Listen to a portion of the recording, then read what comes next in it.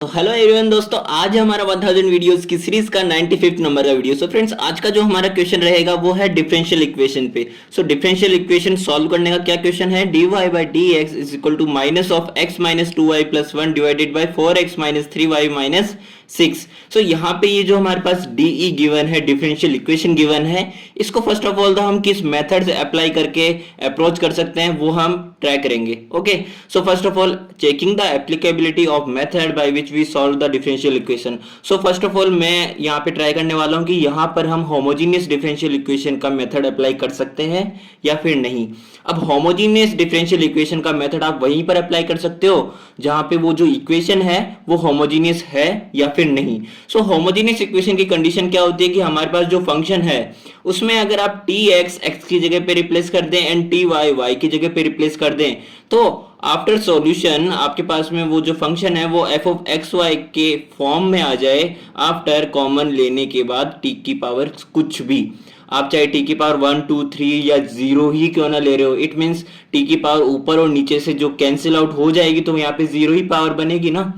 देखिए यहाँ पे मैं एक बार आपके पास x की जगह पे tx रिप्लेस करके एंड y की जगह पे ty रिप्लेस करके बताता हूँ। सो हम x की जगह पे जब tx रिप्लेस करेंगे तो x की जगह पे जहां जहां पे x है वहां पे tx रख देंगे एंड y की जगह पे जहां जहां पे y है वहां पे ty रख देंगे। तो यहां से ना तो ऊपर से मैं कॉमन ले सकता क्योंकि ऊपर जो है मेरे पास वेरिएबल के साथ साथ में एक कांस्टेंट टर्म भी है, तो इट मींस यहां से मैं कॉमन नहीं निकाल सकता ना। इट मींस यहां पे मेरे पास में एफ ऑफ एक्स वाई के साथ में टी की पावर किसी भी तरह से कॉमन नहीं आ रही है। इट मींस ये हमारे पास में एक होमोजीनियस इक्वेशन नहीं है। तो होमोजीनियस इक्वेशन नहीं है, it means this DE is not a homogeneous differential equation. But here in this non homogeneous differential equation हम यहाँ पे ये कंडीशन चेक कर सकते हैं कि dy by D x is equal to a1x plus b1y plus c1 divided by a2x plus b2y plus c2। इस form में अगर हमारे पास में डिफरेंशियल इक्वेशन है एंड आपके पास में जो x एंड y के कोफिशिएंट है, इनके बाद में x एंड y की जो कोफिशिएंट है a1 a2 b1 and b2, इनका determinant value doesn't equal to 0 होती है। या फिर आप कह लीजिए जब आप इसको सॉल्व करोगे तो आपके पास में जो वैल्यू निकल के आएगी वो a1 divided by a2 doesn't equal to b1 divided by b2 हो, तो हमारे पास में आप इस नॉन होमोजीनियस डिफरेंशियल इक्वेशन को रिड्यूस कर सकते हो होमोजीनियस डिफरेंशियल इक्वेशन में, अगर ये कंडीशन आपके पास में एप्लीकेबल हो तो। मैंने दो कंडीशन बताई है, एक कंडीशन क्या थी, a1x प्लस b1y प्लस में c1 divided by a2x plus b2y plus c2 इस फॉर्म में हो एंड डिटर्मिनेंट की जो वैल्यू हो वो डजंट इक्वल टू 0 हो, तो आपके पास में नॉन होमोजीनियस डिफरेंशियल इक्वेशन को होमोजीनियस डिफरेंशियल इक्वेशन में रिड्यूस करने की एप्लीकेबिलिटी पॉसिबल हो जाती है। तो आपके पास में यहाँ पे dy by D x equal to minus of x plus 2x minus 2y plus 1 divided by 4x minus 3y minus 6 है। ठीक है, मैं अगर माइनस को यहाँ अंदर मल्टीप्लाई करता हूँ न्यूमरेटर में तो मेरे पास में ये इक्वेशन इस तरह से आ जाएगी। अब यहाँ से देखिए आप a1 की वैल्यू आपके पास क्या है, x का जो कोफिशिएंट है वो -1 है, a2 जो डिनोमिनेटर में x है उसका कोफिशिएंट 4 है। एज इट इज अगर b1 and b2, it means ऊपर जो न्यूमरेटर में y है एंड डिनोमिनेटर में जो y है, इनकी रेस्पेक्टिव कोफिशिएंट जो है वो 2 एंड -3 है। तो ये जो दोनों हमारे पास में a1 by a2 and b1 by b2 की जो वैल्यूज है ये doesn't equal to okay each other है। सो यहाँ पे हम कह सकते हैं कि हम जब इसके डिटर्मिनेंट की वैल्यू निकालेंगे तो हमारे पास में ये 3 minus 4 into 2 8 doesn't equal to 0 है। ठीक है, तो so we can use the method of non-homogeneous differential equations reducible to homogeneous form। तो homogeneous form में हम किस तरह से इसको रिड्यूस कर सकते हैं, यहाँ पे आपके पास में dy by dx जो हमारे पास क्वेश्चन में था यही हम रख देंगे एंड x की जगह पे आपको रखना है capital X plus h and y की जगह पे रखना है कैपिटल Y प्लस k। अब आपके पास में x एंड y को ही रिप्लेस नहीं करना पड़ेगा, आपके पास में यहाँ पे dy बाई dx भी है तो आपको यहाँ पे dx की फॉर्म भी निकालनी पड़ेगी। इट मींस बोथ साइड्स आपको डिफरेंशिएशन भी करना पड़ेगा ओके दोनों ही केसेस में। तो यहाँ पे आप जब डिफरेंशिएशन करेंगे तो d small x equal to d capital x आ जाएगा, as it is d small y equal to d capital y आ जाएगा। तो यहाँ पे मेरे पास LHS में हो जाएगा d capital y by d capital x and यहाँ पे जब मैं x की जगह पे कैपिटल X प्लस h रखूंगा एंड y की जगह पे कैपिटल Y प्लस k रखूंगा, एज इट इज न्यूमरेटर में जैसे किया वैसे ही डिनोमिनेटर में कर देंगे। तो हमारे पास में जो फाइनल इक्वेशन आएगी वहां से मैं x माइनस 2y हमारे जो वेरिएबल थे इनको एक साइड कर देता हूँ एज इट इज डिनोमिनेटर में भी x एंड y जो हमारे वेरिएबल्स है इनको मैंने सेपरेट कर दिया, एंड जो हमारी h एंड k के साथ में कांस्टेंट टर्म है इनको हमने अलग ब्रैकेट में कर लिया। अब यहां से मैं कहूं कि हमारे पास में ये जो इक्वेशन है डिफरेंशियल इक्वेशन, ये होमोजेनियस इक्वेशन में कब कन्वर्ट हो सकती है, जब आपके पास में ये पूरा टर्म जो है जीरो हो जाए एंड ये पूरा टर्म भी जीरो हो जाए, क्योंकि तभी तो आप x की जगह पे जब tx रिप्लेस करेंगे एंड y की जगह पे जब ty रिप्लेस करेंगे तो आपके पास में न्यूमरेटर एंड डिनोमिनेटर में जब x की पावर सेम है तो आपके पास में जब यहां से कैंसिल आउट हो जाएगा तो t की power 0 multiply by f of x y कह सकते हो ना आप इसको, जैसा कि मैंने इनिशियली बताया आप इसको चेक कर सकते हो। यहां से मुझे जब न्यूमरेटर एंड डिनोमिनेटर में जो कांस्टेंट टर्म आई है इनको अगर होमोजेनियस फॉर्म में कन्वर्ट करना है तो हमें यहाँ पे रिडक्शन मेथड से h एंड k की वैल्यूज निकालनी पड़ेगी, जिसके लिए यहाँ पे इज इक्वल टू 0 होगा हमारे पास।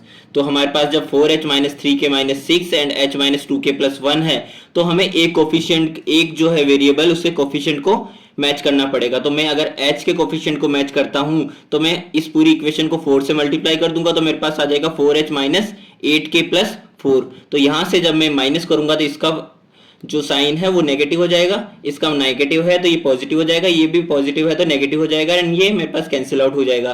तो यहाँ से 8k - 3k 5k हो जाएगा एंड -6 - 4 आ जाएगा माइनस का 10। तो यहाँ से मेरे पास k की वैल्यू आ जाएगी 2। अब देखिए आप जब h की वैल्यू निकालने के लिए यहाँ पे किसी भी इक्वेशन में रखेंगे k की वैल्यू को तो हमारे पास में जब मैं इस इक्वेशन में रखता हूं तो h = 2k - 1 हो जाएगा।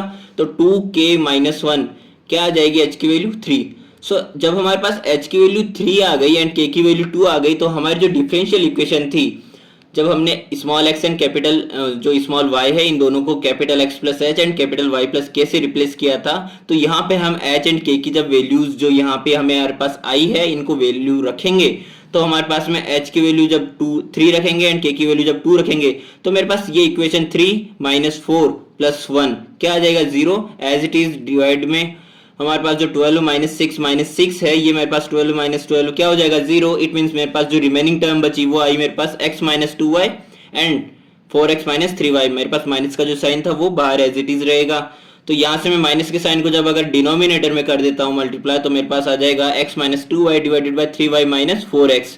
सो यहाँ पे it is finally converted in as homogeneous differential equation. So homogeneous differential equation में कन्वर्ट होने के बाद में हम फाइनली होमोजेनियस डिफरेंशियल इक्वेशन जब हमारे पास होती है तो होमोजेनियस डिफरेंशियल इक्वेशन मेथड को अप्लाई कर सकते हैं। इट मींस यहाँ पे हमें क्या पुट करना पड़ेगा, capital Y = capital V and capital X।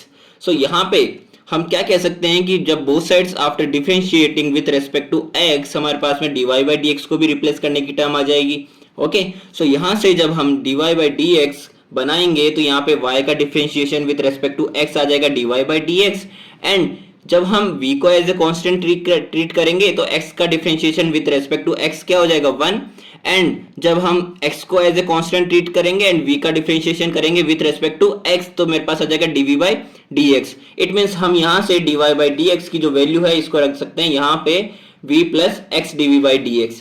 Okay, and हमारे पास जो आई थी y = vx हमने जो पुट किया था उस वैल्यू को हम रख देंगे RHS में, जहां जहां पे y है वहां पे रख देंगे vx। सो यहाँ पे हमने जब vx रखा y है वहां पे तो x - 2vx divided by 3vx - 4x। तो यहाँ से मैं न्यूमरेटर एंड डिनोमिनेटर से x की जो पावर 1 है उसको हम कैंसिल आउट कर सकते हैं कॉमन लेके। ओके, देखिए यहाँ से जब हम x की पावर को कॉमन लेके कैंसिल आउट कर देंगे तो मेरे पास आ जाएगा 1 - 2v डिवाइडेड बाय 3v - 4 और जो हमारे पास LHS में v का टर्म था वो RHS में आके माइनस का v हो जाएगा एंड आफ्टर LHS लेने के बाद में हम यहाँ से 1 - 2v v multiply by 3v तो मेरे पास आ जाएगा माइनस का 3v² एंड माइनस माइनस जब मल्टीप्लाई होगा तो प्लस का 4v डिवाइडेड बाई 3v - 4। सो यहाँ से मेरे पास जब फाइनल इक्वेशन आएगी वो आएगी 1 + 2v - 3v² divided by 3v - 4। सो यहाँ पे हम जब differential of v and differential of x के साथ में हमारे पास जो वेरिएबल्स है v का v के साथ में एंड x का x के साथ में सेपरेट करेंगे तो हमारे पास आएगा 3v - 4 इस साइड ले जाएंगे डिफरेंशियल ऑफ v के साथ में एंड डिवाइड में आ जाएगा ये वाला टर्म जो न्यूमरेटर में RHS में है वो। तो 3v² - 2v - 1 differential of v = dx divided by x and minus का जो टर्म था वो हमने इस साइड ले लिया है जब हम यहाँ से न्यूमरेटर में से माइनस के कॉमन को लेंगे, ठीक है। सो यहाँ से मेरे पास जब बोथ साइड्स हम इंटीग्रेशन करेंगे तभी हम यहाँ से v एंड x की वैल्यूज निकाल सकते हैं ना। तो मैं LHS को अगर इंटीग्रेट करता हूँ तो मेरे पास है equation 3v minus 4 divided by 3v square minus 2v minus 1। सो यहाँ से देखिए आप, जब मैं जो हमारा डिनोमिनेटर है इस टर्म को क्या लेता हूँ, t कंसिडर करता हूँ, तो मेरे पास में बोथ साइड्स आफ्टर डिफरेंशिएशन क्या टर्म निकल के आएगी, एक बार पॉसिबिलिटी देखते हैं। सो यहाँ से मेरे पास में 6v minus 2 differential of v is equal to dt आ जाएगा। इट मीन्स अगर मैं यहाँ से देखूँ तो मेरे पास में 3v माइनस 4 है, बट हमारे पास अगर दो कॉमन भी ले तो मेरे पास में 3v माइनस 1 का टर्म बन रहा है, तो 3v minus 1 differential of v is equal to dt by 2 कह सकता हूँ मैं। पर यहाँ से अगर 3v माइनस 1 निकालना है मुझे तो मेरे को माइनस 4 को इस तरह से फैक्टर करके लिखने पड़ेंगे। सो 3v माइनस 1 माइनस 3 ही लिख सकते हैं, एंड हम 3v माइनस 1 को सेपरेट कर देते हैं डिनोमिनेटर के साथ में एक साथ, और एक बार कर देते हैं जो 3 एज ए कांस्टेंट है उसको हमने डिनोमिनेटर के साथ में सेपरेट कर लिया। सो यहाँ से मैं जब इस वाली इक्वेशन को सॉल्व करता हूँ तो 3v minus 1 differential of v is equal to dt by 2 हम रख सकते हैं, ओके। एंड हमने जो डिनोमिनेटर को कंसिडर किया था वो t कंसिडर किया था, तो यहाँ पे t रख दिया। अब देखिए हम अगर इसी टर्म को बात करते हैं तो 1/2 log t आ जाएगा, एंड t की जगह पे हम जब वैल्यू वापस इसको गिवन कर दें तो मेरे पास में v की ये जो t की वैल्यू थी वो हमने कंसीडर की थी 3v square minus 2v minus 1, तो ये मेरे पास आ गया एक इक्वेशन का इंटीग्रेशन। अब इस वाली टर्म का हमको इंटीग्रेशन करना है तो आपके पास में जब डिनोमिनेटर में क्वाड्रेटिक इक्वेशन फॉर्म होती है तो आपने 12th क्लास में भी इंटीग्रेशन चैप्टर में पढ़ा था कि आपको परफेक्ट स्क्वायर की टर्म बनानी पड़ती है, एंड देन आपके पास में जो integration of x dx upon में x square plus a square का जो फॉर्मूला होता है वो अप्लाई कैसे करना होता है, आइए हम नेक्स्ट पेज में बताते हैं। सो यहाँ पे पहले तो हमने यहाँ पे 3 को एज ए कांस्टेंट हमने बाहर ले लिया, तो मेरे पास में ये dv अपॉन में 3v square minus 2v minus 1 हो गया, जो हमने एज इट इज यहाँ पे भी लिख दिया है। अब इसका इंटीग्रेशन कैसे करते हैं, चलो जब मैं इस टर्म का इंटीग्रेशन करूंगा तो यहाँ पे मेरे पास पहले तो v स्क्वायर का जो कोफिशिएंट है उसको मुझे 1 करना पड़ेगा, तो यहाँ से मुझे 3 को कॉमन लेना पड़ेगा, ओके। तो 3 को जब मैंने बाहर लिया तो मेरे पास 3 से 3 कैंसिल आउट हो जाएगा, एंड यहाँ पे 2/3 हो जाएगा, यहाँ पे 1/3 हो जाएगा। अब हमारे पास जो v का कोफिशिएंट है, इस v के कोफिशिएंट के हाफ का स्क्वायर का सम एंड हाफ के स्क्वायर को एडिशन एंड सब्ट्रैक्शन दोनों करना है हमें। देखिए मैंने क्या क्या बोला, हमारे जो v का कोफिशिएंट है, v का कोफिशिएंट क्या है -2/3, तो -2/3 के हाफ करो पहले तो आपके पास आ जाएगा माइनस का 1/3। अब जो आया माइनस का 1/3 इसका आपको स्क्वायर करना है, तो स्क्वायर करने पे आपके पास आएगा 1/9, तो 1/9 को आपको इस डिनोमिनेटर में ऐड भी कर देना है एंड सब्ट्रैक्ट भी कर देना है। तो जब आप ऐड करेंगे तो ये वाली जो आपकी इक्वेशन है ये इक्वेशन आ जाएगी v माइनस 1/3 का होल स्क्वायर। आप जब इसको ओपन करेंगे तो आपके पास में यही इक्वेशन आएगी। सो v माइनस 1/3 का होल स्क्वायर माइनस में यहाँ पे जब हम इस इक्वेशन को सॉल्व करेंगे, रिमेनिंग जो हमारे टर्म है -1/9 एंड -1/3, तो मेरे पास आ जाएगा माइनस का 4/9। अब -4/9 को मैं a स्क्वायर की टर्म में किस तरह से लिख सकता हूँ, 2/3 लिख सकता हूँ, तो 2/3 का स्क्वायर हो जाएगा। अब देखिए यहाँ से मेरे पास में ये एक इक्वेशन आ गई इस फॉर्म में, जहां पे मैं dx अपॉन में x square minus a square का इंटीग्रेशन का फॉर्मूला अप्लाई कर सकता हूं। तो यहाँ पे मेरे पास में फॉर्मूला होता है 1 अपॉन में 2a log of x minus a divided by x plus a plus c। तो यहाँ से मैं क्या कह सकता हूँ कि माइनस तो हमारे पास में जो आगे से ही था हमने वो साइन को सेपरेट कर लिया, एंड 1 अपॉन में 2a, तो 2 और a की वैल्यू क्या है 2/3, and log of x minus a, x की वैल्यू क्या है v minus 1/3 minus a divided by x plus a। तो अब हम जब इसको सॉल्व करेंगे, इसको सिंप्लीफाई करेंगे, तो मेरे पास में फाइनली जो टर्म आएगी वो 3 जब ऊपर जाएगा तो 3/4 हो जाएगा माइनस का, एंड log ऑफ यहाँ से -1 एंड -2 ऐड हो जाएगा, क्योंकि यहाँ पे दोनों का बेस जो डिनोमिनेटर है वो इक्वल है, तो -1/3 एंड -2/3 क्या हो जाएगा माइनस का 3/3, तो 3/3 मीन्स 3 से 3 कैंसिल आउट हो जाएगा, तो माइनस का 1 आ गया, एंड v माइनस 1/3 प्लस में 2/3 मेरे पास क्या हो जाएगा v प्लस 1/3। अब यहाँ से मैं 3 का एलसीएम लेता हूँ तो 3v प्लस में 1 आ जाएगा, एंड 3 पलट के मेरे पास में न्यूमरेटर में चला जाएगा, तो 3v माइनस 3 हो जाएगा न्यूमरेटर में, जब मेरे पास ये पूरा 3 से मल्टीप्लाई होगा तो ये आ गई मेरे पास में फाइनल इंटीग्रेशन के बाद में टर्म।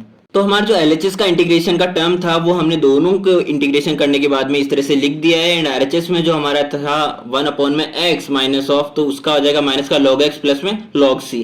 अब देखिए यहाँ से मैं क्या करूंगा कि यहाँ से 1/4 कॉमन लेता हूँ इस वाले LHS से, तो 1/4 जब मैं कॉमन लूंगा तो यहाँ पे तो 1/2 ही है, तो मैं ऊपर और नीचे इसमें 2 से मल्टीप्लाई करूंगा, तो 2 से मल्टीप्लाई करूंगा तो ऊपर मेरे पास 2 रह जाएगा, नीचे मेरे पास 4 बन जाएगा। तो 4 को मैंने कॉमन ले लिया यहाँ से। अब मैंने जब 1/4 को यहाँ से कॉमन लिया इस पूरी इक्वेशन से, तो ये वाला जो टर्म है ये मेरे पास में आरएचएस में जाके क्या हो जाएगा, ऊपर मल्टीप्लाई होगा ना। एंड यहाँ पे मैं लॉगरिथमिक की जो क्वोशंट की प्रॉपर्टी होती है वो क्या होती है, log base e a minus log base e b. अब दोनों का बेस सेम है तो हम इसको लिख सकते हैं log base e a upon b. तो as it is log base e c upon में एक्स हम लिख सकते हैं। एंड जो 4 हमारे पास आया था वो 4 हमने यहाँ पे लिख दिया है। अब देखिए यहाँ से हमारे पास आ गया log 3v square minus 2v minus 1 का होल स्क्वायर। होल स्क्वायर कैसे आया, लॉगरिथमिक की जो प्रॉपर्टी होती है पावर की, उससे हम यहाँ पे जो ये 2 आया, इस 2 को हम पावर में भी कन्वर्ट करके लिख सकते हैं। तो ये मेरे पास 2 आ जाएगा पावर में। And minus log of 3v minus 3 का whole cube divided by 3v plus 1। ठीक है, इस पूरे का होल क्यूब आ गया। ये वाले जो 3 है ये भी पावर में एज इट इज चला जाएगा। तो ये 4 तो हमने कॉमन ले ही लिया था। ठीक है, अब यहाँ से अगेन हम जो लॉगरिथमिक की प्रॉपर्टी लगाते हैं पावर की, तो ये वाला भी इसकी पावर में चला जाएगा। तो ये आ जाएगा log c अपॉन एक्स का होल पावर 4। अब देखिए यहाँ से हम क्या करेंगे, log बेस e, यहाँ पे भी हम अगेन क्वेश्चन की प्रॉपर्टी लगाते हैं। तो ये 3v square minus 2v minus 1 का होल स्क्वायर डिवाइड में चला जाएगा ये पूरा टर्म। तो ये पूरा टर्म गया। अब यहाँ से मुझे इसके फैक्टर करने हैं। अब इसमें v का जो कोफिशिएंट है इसको हम किस तरह से फैक्टराइज करें कि हमारे पास में ये equation 3v square multiply by minus 1, it means इसके जो फैक्टर्स है वो इन दोनों के मल्टीप्लीकेशन के इक्वल हो। एंड इसके जो 2 फैक्टर्स होंगे वो ऐड करने पे ये जो हमारा जिसका हमने फैक्टर किया है उसके इक्वल आ जाए। क्या कहा मैंने कि हमारे पास जब इसके फैक्टर करें तो हमने माना फैक्टर किया इसके माइनस 3v प्लस v। तो आप इनको आपस में जब मल्टीप्लाई करोगे तो आपके पास में क्या आ रहा है, माइनस का 3v स्क्वायर। इट मीन्स जब आप इसको भी आपस में यहाँ पे मल्टीप्लाई कर रहे थे एजेस के जो दोनों है टर्म, तो आपके पास में माइनस का 3v स्क्वायर आ रहा था। ये हो गई आपकी first condition. And second condition क्या बोली कि आप इसके जो भी फैक्टर्स करो उनको सॉल्व करने पे, उनमें जो भी आपने ऑपरेशन लगाया है उनको सॉल्व करने पे आपके पास में यही टर्म आ रहा हो। तो माइनस का 3v प्लस v क्या आ रहा है, माइनस का 2v। इट मीन्स ये हमारे पास में हो जाएंगे इसके फैक्टर्स। सो यहाँ से अब मैंने 3v माइनस 3 को क्यूब को अब यहाँ पे अलग कर लिया है। एंड जो हमारे पास में ये पलट के ऊपर जाएगा न्यूमरेटर में, इसको हमने ऊपर लिख लिया है। देखिए अब यहाँ पे हम जब 3v को कॉमन लेंगे तो मेरे पास आ जाएगा v minus 1 and plus 1 common लेंगे तो v minus 1 and whole square as it is रहेगा। तो मैं इसके फैक्टर्स को यहाँ पे लिख सकता हूँ कि 3v plus 1 and v minus 1 हो जाएगा। एंड स्क्वायर को हमने इंडिविजुअली दोनों की लिख दिया। एंड बोथ साइड्स यहाँ पे लॉगरिथमिक फंक्शन कैंसिल आउट हो जाएंगे। तो यहाँ पे मेरे पास में ये टर्म इस तरह से आ जाएगी। एंड मैंने 3 के क्यूब को बाहर निकाल लिया तो मेरे पास v माइनस 1 का होल क्यूब आ जाएगा। अब यहाँ से 2 पावर से ये 2 पावर कैंसिल हो जाएगा तो यहाँ पे v माइनस 1 की एक ही पावर रह जाएगी। ठीक है, एंड 3 का क्यूब हो जाएगा 27। अब यहाँ पे ऊपर 2 पावर ये थी एंड 3 पावर ये थी तो मेरे पास 3v प्लस 1 का होल पावर हो जाएगा 5 and c to the power 4 divided by x to the power 4। अब हमें रिप्लेस करना है v की वैल्यू को जो हमने स्टार्टिंग में कंसीडर की थी। तो हमने स्टार्टिंग में v की वैल्यू कंसीडर की थी y by x, y is equal to vx हमने रखा था। तो v की वैल्यू क्या थी, y by x, capital y by capital x। Okay, तो यहाँ पे हमने v की वैल्यू की हमने रख दिया है capital y by capital x हर जगह पे। ओके, अब यहाँ से जब आप इस इक्वेशन को सॉल्व करोगे तो आपके पास यहाँ पे आ जाएगा 3y प्लस में x एंड जो x की पावर 5 है वो आपके पास में नीचे चली जाएगी। और यहाँ से जो x की पावर 1 है वो ऊपर जाएगी तो आपके पास में x की एक पावर से x की पावर 5 कैंसिल आउट हो जाएगी। तो आपके पास रिमेनिंग रह जाएगा x की पावर 4 और 27 यहाँ पे as it is and y minus x जो यहाँ पे आया सॉल्व करने पे। और आपके पास RHS में रह जाएगा c to the power 4 divided by x to the power 4। Finally मेरे पास जो टर्म निकल के आया वो आया 3y प्लस में x to the whole power 5 is equal to 27 c to the power 4 y minus x. So यहाँ पे मैं इस टर्म को सिंप्लीफाई करने के लिए इस पूरे टर्म को क्या मान लेता हूँ, c1 मान लेता हूँ। सो स्मॉल c1 जब हमने कंसिडर किया तो मैंने इस इक्वेशन को यहाँ से रिप्लेस कर दिया c1 से। अब यहाँ पे मेरे को capital y and capital x जो हमने इनिशियली इसको वैल्यू को कंसिडर किया था होमोजेनियस इक्वेशन बनाने के लिए, इसकी वैल्यू को हमें रिटर्न करना है इसकी ओरिजिनल फॉर्म में। सो हमने क्या वैल्यू कंसिडर किया था, small y is equal to capital y plus k consider किया था and small x is equal to capital x plus h consider किया था, जहां पे मेरे पास h की वैल्यू 3 थी एंड k की वैल्यू 2 थी। अब यहाँ पे हमें कैपिटल Y की वैल्यू चाहिए तो मेरे पास capital Y is equal to हो जाएगा small y minus k and capital X हो जाएगा स्मॉल x माइनस h। अब h एंड k की वैल्यू जब मैंने रखी तो मुझे पता लगा कि कैपिटल Y जहाँ पर है वहां मुझे रखना है स्मॉल y माइनस 2 एंड जहां पे कैपिटल X है वहां रखना है स्मॉल x माइनस 3। अब ये वाली जो हमने वैल्यूज है ये हमने ऊपर वाली इक्वेशन में रखी, तो मेरे पास फाइनली जो इक्वेशन आई वो आई 3 small y minus two plus x minus three to the whole power 5 c1 y minus two minus x minus three. अब इसको हम जब सॉल्व कर लेंगे तो मेरे पास जो फाइनल इक्वेशन निकल के आएगी वो आएगी x plus three y minus nine to the whole power 5 is equal to c1 y minus x plus one. ये है हमारा फाइनल आंसर।